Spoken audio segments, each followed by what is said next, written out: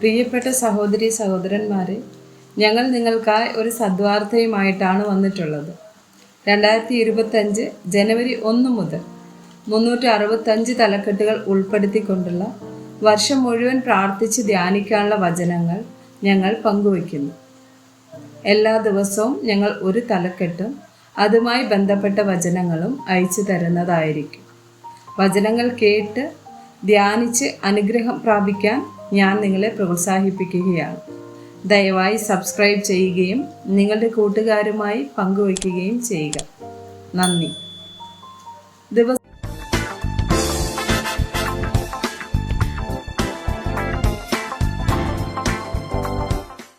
ദിവസം 78. വ്യത്യസ്തനാകാൻ ധൈര്യമുള്ളവനാവുക. എസേക്കിയേൽ 14 വചനം 14. നോഹ, ദാനിയേൽ, ഇയ്യോബ് എന്നീ 3 പുരുഷന്മാർ അതിലുണ്ടായിരുന്നാലും അവർ തങ്ങളുടെ നീതിയാൽ സ്വന്തം ജീവനെ മാത്രമേ രക്ഷിക്കുകയുള്ളൂ എന്ന് യഹോവയായ കർത്താവിൻ്റെ അരുളപ്പാട്. ഉൽപ്പത്തി 6, 5 മുതൽ 9 വരെയുള്ള വചനങ്ങൾ. ഭൂമിയിൽ മനുഷ്യന്റെ ദുഷ്ടത വലിയതെന്നും അവന്റെ ഹൃദയ വിചാരങ്ങളുടെ നിരൂപണമൊക്കെയും എല്ലായ്പ്പോഴും ദോഷമുള്ളതത്രേ എന്നും യഹോവ കണ്ടു. താൻ ഭൂമിയിൽ മനുഷ്യനെ ഉണ്ടാക്കുക കൊണ്ട് യഹോവ അനുതപിച്ചു. അത് അവന്റെ ഹൃദയത്തിന് ദുഃഖമായി. ഞാൻ സൃഷ്ടിച്ചിട്ടുള്ള മനുഷ്യനെ ഭൂമിയിൽ നിന്ന് നശിപ്പിച്ചു കളയും. മനുഷ്യനെയും മൃഗത്തെയും ഇഴജാതിയെയും ആകാശത്തിലെ പക്ഷികളെയും തന്നെ. അവയെ ഉണ്ടാക്കുക കൊണ്ട് ഞാൻ അനുതപിക്കുന്നു എന്ന് യഹോവ അരുളി ചെയ്തു. എന്നാൽ നോഹയ്ക്ക് യഹോവയുടെ കൃപ ലഭിച്ചു. നോഹയുടെ വംശപാരമ്പര്യം എന്തെന്നാൽ നോഹ നീതിമാനും തൻ്റെ തലമുറയിൽ നിഷ്കളങ്കനുമായിരുന്നു. നോഹ ദൈവത്തോടു കൂടെ നടന്നു. ഇയ്യോബ് 1 മുതൽ 5 വരെയുള്ള വചനങ്ങൾ. ഊസ് ദേശത്ത് ഇയ്യോബ് എന്ന് പേരുള്ള ഒരു പുരുഷൻ ഉണ്ടായിരുന്നു. അവൻ നിഷ്കളങ്കനും നേരുള്ളവനും ദൈവഭക്തനും ദോഷം വിട്ട് അകലുന്നവനും ആയിരുന്നു. അവന് 7 പുത്രന്മാരും 3 പുത്രിമാരും ജനിച്ചു.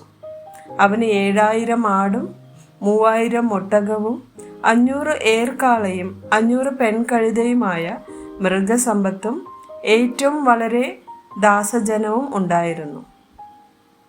അങ്ങനെ അവൻ സകല പൂർവ്വദിഗ്വാസികളിലും മഹാനായിരുന്നു.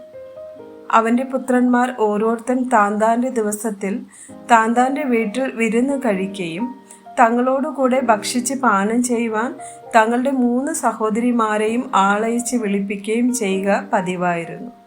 എന്നാൽ വിരുന്ന് നാളുകൾ വട്ടം തികയുമ്പോൾ ഇയ്യോബ് പക്ഷേ തൻ്റെ പുത്രന്മാർ പാപം ചെയ്ത് ദൈവത്തെ ഹൃദയം കൊണ്ട് ത്യജിച്ചു പോയിരിക്കും എന്ന് പറഞ്ഞു ആളയച്ച് അവരെ വരുത്തി ശുദ്ധീകരിക്കുകയും നന്നാ രാവിലെ എഴുന്നേറ്റ് അവരുടെ സംഖ്യയ്ക്ക് ഒത്തവണ്ണം ഹോമയാഗങ്ങളെ കഴിക്കുകയും ചെയ്യും. ഇങ്ങനെ ഇയ്യോബ് എല്ലായ്പ്പോഴും ചെയ്തു പോന്നു. ദാനിയേൽ 6, 1 മുതൽ 5 വരെയുള്ള വചനങ്ങൾ. രാജ്യമൊക്കെയും ഭരിക്കേണ്ടതിന് രാജ്യത്തിന്മേൽ 120 പ്രധാന ദേശാധിപതികളെയും അവരുടെ മേൽ 3 അധ്യക്ഷന്മാരെയും നിയമിപ്പാൻ ദാര്യാവേശിന് ഇഷ്ടം തോന്നി. ഈ 3 ദാനിയേൽ ഒരുവനായിരുന്നു. രാജാവിന് നഷ്ടം വരാതിരിക്കേണ്ടതിന് പ്രധാന ദേശാധിപതികൾ ഇവർക്ക് കണക്ക് ബോധിപ്പിക്കേണ്ടതായിരുന്നു. എന്നാൽ ദാനിയേൽ ഉത്കൃഷ്ട മാനസനായിരുന്നതുകൊണ്ട് അവൻ അധ്യക്ഷന്മാരിലും പ്രധാന ദേശാധിപതിമാരിലും വിശിഷ്ടനായി വിളങ്ങി. രാജാവ് അവനെ സർവ്വരാജ്യത്തിനും അധികാരിയാക്കുവാൻ വിചാരിച്ചു.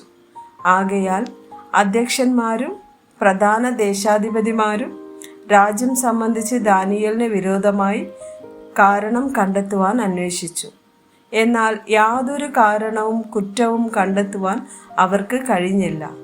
അവൻ വിശ്വസ്തനായിരുന്നതുകൊണ്ട് ഒരു തെറ്റും കുറ്റവും അവനിൽ കണ്ടെത്തിയില്ല. അപ്പോൾ ആ പുരുഷന്മാർ, നാം ഈ ദാനിയേലിൻ്റെ നേരെ അവൻ്റെ ദൈവത്തിൻ്റെ ന്യായപ്രമാണം സംബന്ധിച്ചുള്ളതല്ലാതെ മറ്റൊരു കാരണവും കണ്ടെത്തുകയില്ല എന്ന് പറഞ്ഞു. ആമേൻ.